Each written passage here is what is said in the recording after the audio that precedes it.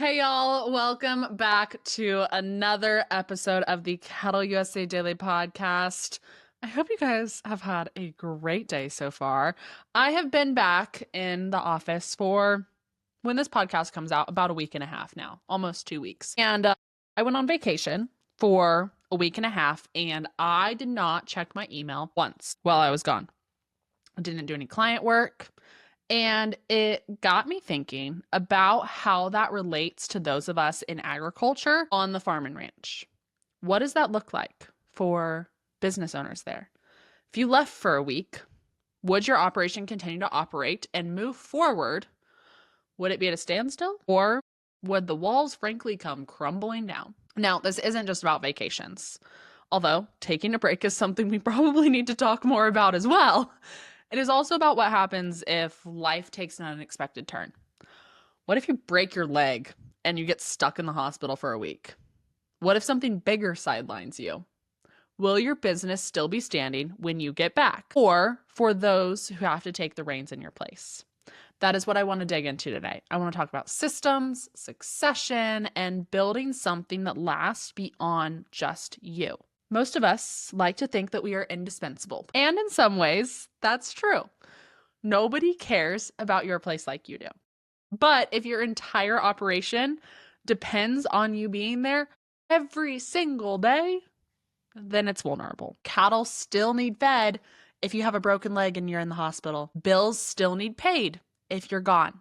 And your family still needs stability if things take a turn. If everything stops without you, that should not be something that we see as a strength. That is a weak point in our operations. The first step is systems in this whole thing. I want you all to ask yourself, could someone step in tomorrow and know what to do?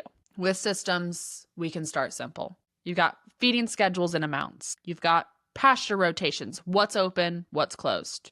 Got vet contact info and protocols for sick calves. And then you've got where supplies are kept and how they're stored and all of those things. This doesn't need to be a polished manual. Doesn't have to be anything like that. A notebook in the shop, a whiteboard in the barn, a shared notes app on your phone. All of those things work. But the point is that this information gets out of your head and into a place where others can use it if you are unable to. But systems only work if someone knows how to use them and knows about them. If your spouse, kids, or employees are a part of the operation, make sure they understand the why behind what you do. Don't just say feed pen 3 first. Explain why. That context helps them make good decisions when you're not around. Also, think beyond cattle care with all of this. Who knows how to call the banker, how to order feed, handle the payroll? If all of those things are only stored in your head, your whole operation is one accident away from crumbling. Then there's also the longer term side of this, and that is succession planning. And this isn't just about what happens when you're gone for good. It's about making sure that your operation has a plan for the future just in general, whether it's in 5 years or 30 years. If your kids want it, start that conversation today. If they don't, what's the plan? What role do your spouses want or not want if you're not around? And make sure that your business is honestly just healthy enough to pass on. Clear records, manageable debt, and written agreements all make it easier for the next person to step in without a fight. Succession, it isn't just about giving up control.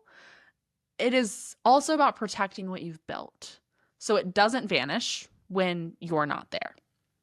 So what can you do this week? I want you, number one, write down the basic daily and weekly tasks that you are doing.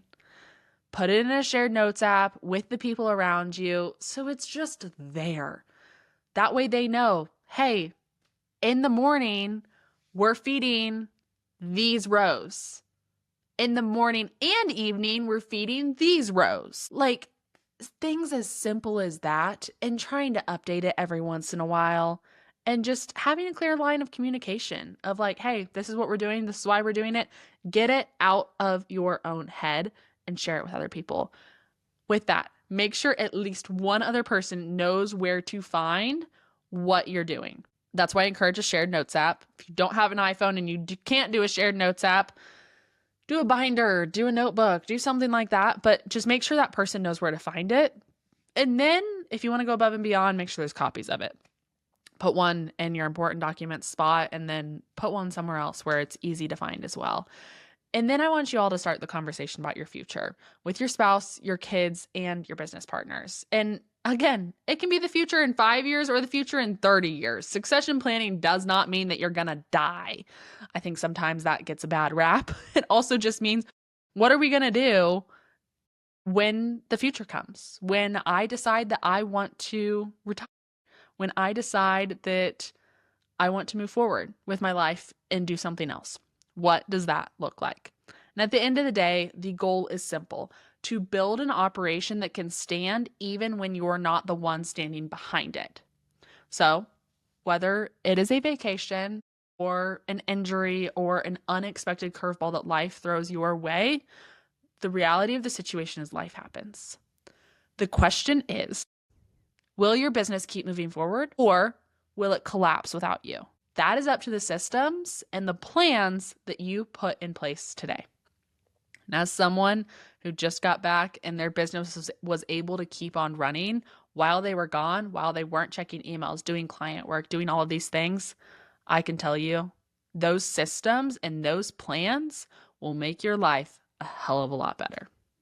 Thank you all for listening to another episode of the Cattle USA Daily Podcast. I appreciate you guys being here with us and spending every day with us over here at the podcast. We really appreciate it at the team. If you enjoyed today's podcast, please like, subscribe, rate, and review. We really appreciate it. And it helps us continue to grow, reach more people, and do all of those things. So thank you all again for listening. I hope you have a blessed rest of your day, and we'll see you all tomorrow on another episode. Have a good one, y'all.